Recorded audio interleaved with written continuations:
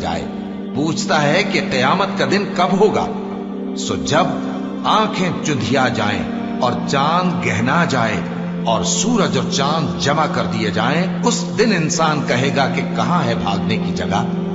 کہیں نہیں، کوئی جائے پناہ نہیں۔ اس روز تمہارے پروردگار ہی کے پاس تمہیں جا ٹھہرنا ہے۔ اس دن انسان کو جو عمل اس نے آگے بھیجے اور جو پیچھے چھوڑے ہوں گے سب بتا دیے جائیں گے، بلکہ انسان آپ اپنا گواہ ہے، اگرچہ عذر و معذرت کرتا رہے۔ اور اے پیغمبر صلی اللہ علیہ وآلہ وسلم، وحی کے پڑھنے کے لیے اپنی زبان کو تیز تیز حرکت نہ دیا کرو کہ اس کو جلد سیکھ لو۔ اس کا جمع کرنا اور پڑھانا ہمارے ذمے ہے، سو جب ہم اسے پڑھا کریں تو تم اس کو سنا کرو اور پھر اسی طرح پڑھا کرو۔ پھر اس کے معانی کا بیان بھی ہمارے ذمے ہے، مگر لوگو تم دنیا کو دوست رکھتے ہو